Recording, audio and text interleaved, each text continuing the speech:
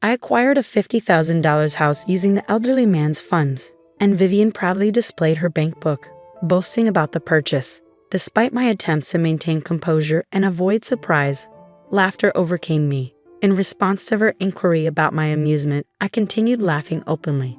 The eldest son's wife seemingly aimed to leave me speechless, but instead of retorting, I chuckled unabashedly before regaining my composure. I looked at her and, with a touch of sympathy, uttered, "Sorry for you. My name is Rita, and since marrying my husband, who is a decade my senior, I've been a subject of gossip. He was already affluent, owning multiple companies and substantial wealth. Marrying a significantly older man, especially one with such financial standing, led people to assume I was after his money. However, I genuinely never coveted his wealth. In reality, my husband grew up in poverty after his father's disappearance due to gambling. Living in the same apartment complex where I was the landlord's daughter, we became childhood companions. As a child, I confessed my feelings to him, only to be rejected with laughter and a promise to reconsider when I was older. Even when he moved to New York, we continued corresponding. Despite my repeated confessions, he maintained the stance that I was too young. Our communication persisted even through high school, where he expressed surprise at my continued affection. Upon graduating high school and starting university, I confessed once more, receiving a response that he'd consider my confession once I broadened my perspectives in university. Throughout my 4 university years, my feelings for him remained unwavering. Upon graduation, I confessed again, and this time, he bashfully acknowledged my consistent love. At 23, I began working while he, at 33, garnered attention for his thriving business ventures in New York. Eager to marry, he promised to do so once his company achieved success. Living together at the time, I diligently attended to household chores and prepared his favorite meals, awaiting his return. There were moments of doubt about his feelings, but when questioned, he admitted to initially considering my affection a childhood crush. Surprised by my persistent confessions in high school and college, he began to feel shy and self-aware of his feelings. Despite concerns during my college years that I might find someone else, he assured me he had no time for romance due to intense focus on studying and overcoming his impoverished background. Both of us remained confident that we would never betray each other. We always had a harmonious relationship, even amidst the news of various couples in our circle going through divorces. The concept of divorce seemed distant and irrelevant to us. With my husband amassing a $12 million fortune, some people, aware of our 10-year age gap, assumed I married him for his wealth or speculated about insurance benefits upon his demise. While some understood our long history together since my infancy and didn't jump to such conclusions, there were those who stubbornly clung to misguided beliefs. Despite the occasional gossip during social gatherings, where people assumed my husband had never experienced poverty and unfairly judged us based on societal assumptions about privilege, I remained unfazed. Whenever I noticed disapproving looks from my husband, I'd simply advise him to smile and brush off the rumors. Our love stood steadfast, unaffected by external opinions. My husband had complete trust in me, choosing to believe in our bond regardless of the skepticism around us. Several years into our marriage, we welcomed our eldest son, Peter, followed by the arrival of our second son, Dan, the following year. As a family of 4, we enjoyed financial comfort, yet my husband and I decided not to disclose our wealth to Peter and Dan. Instead, we taught them the value of money from a young age. In elementary school, they earned 10 cents for assisting with household chores, received a monthly allowance of $1, and managed their finances through piggy banks and account books. Despite our financial stability, we instilled in them the unpredictability of the world and the importance of financial responsibility. Both Peter and Dan, influenced by our approach, learned to respect each other's interests.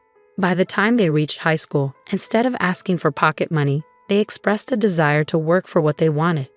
Peter took a job at a cafe, while Dan found employment at a bookstore.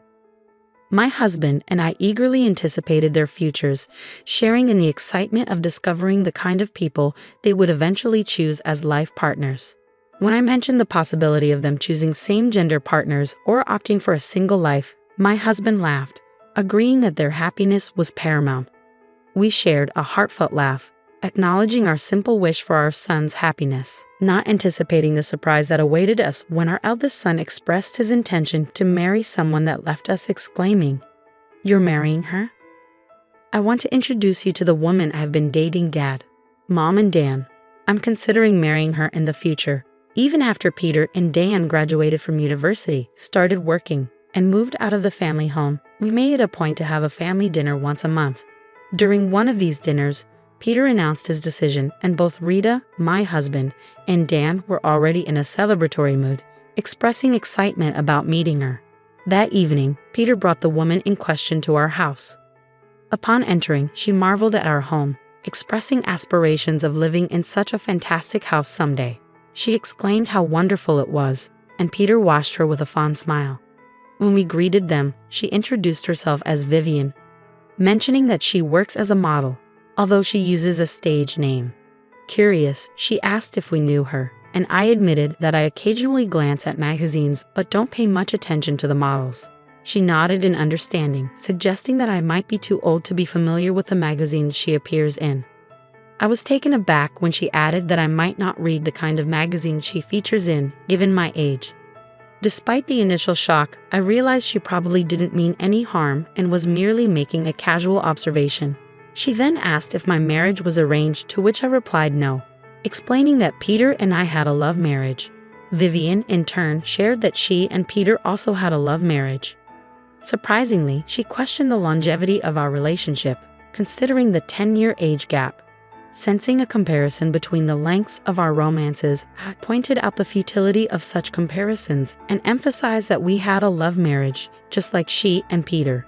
However, she seemed skeptical and brought up the topic of money, insinuating that we might be pretending for financial reasons.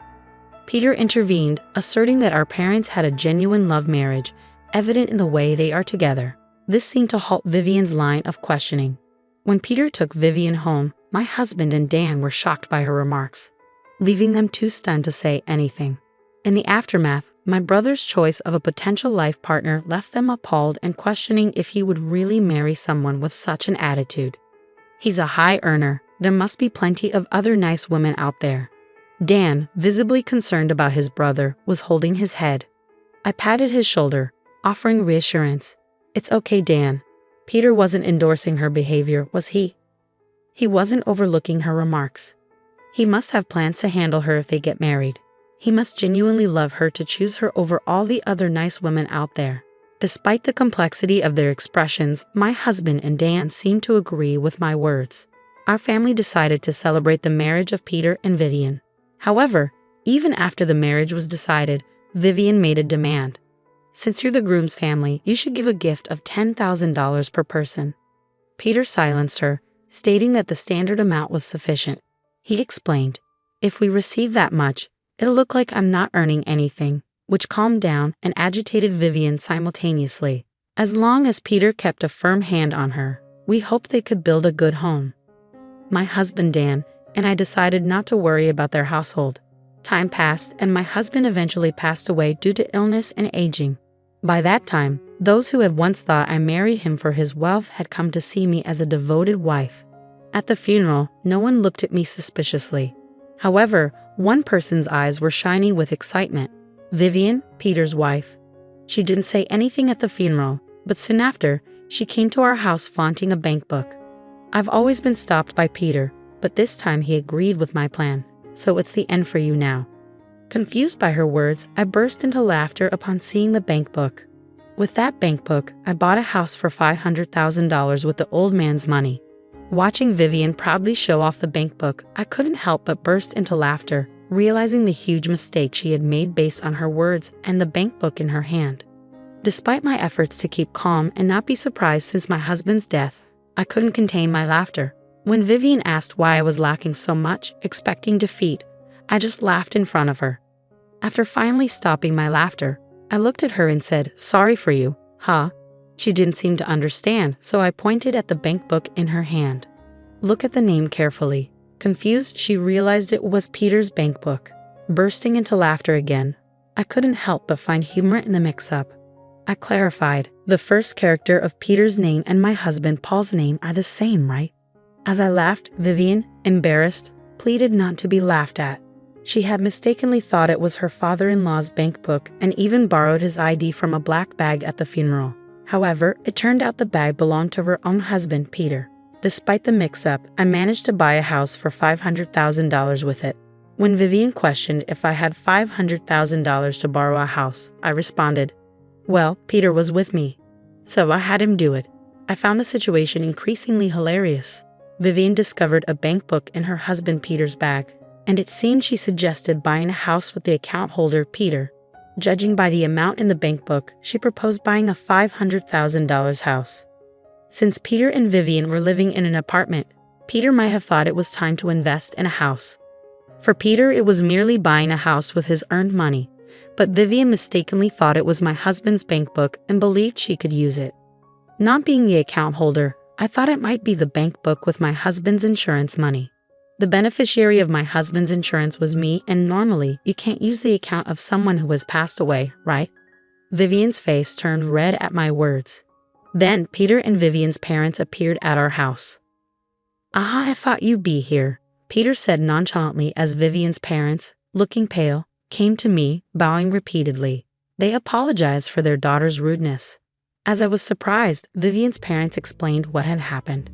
After Peter and Vivian decided to buy a house and completed the contract, an excited Vivian texted her mother, saying, "Got a mansion with the dead father-in-law's insurance money. I'll invite you over once we move in." Now I'm going to brag to the money-hungry mother-in-law about buying a house with the money she was supposed to get. In a panic, her mother showed the message to her father, and they both contacted Peter in a hurry. Peter calmed them down, saying, "Ah, I see," and brought them to our house. I always kept an eye on Vivian, expecting her to mess up sometimes. But I never thought she'd mix up my bank book with Dad's. I didn't think she'd make such a blunder. Peter laughed as much as I did when he realized Vivian's mistake. Vivian's parents told her to apologize, their faces still pale. But Peter and I continued to laugh, creating a chaotic scene.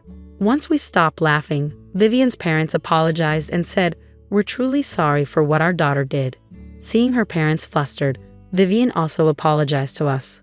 "Oh, it's all right. In the end, I haven't suffered any harm," I told Vivian and her parents, but they insisted on apologizing. "We know you two had a love marriage and were together before your husband built his fortune. We saw your husband on a TV program talking about how you two met.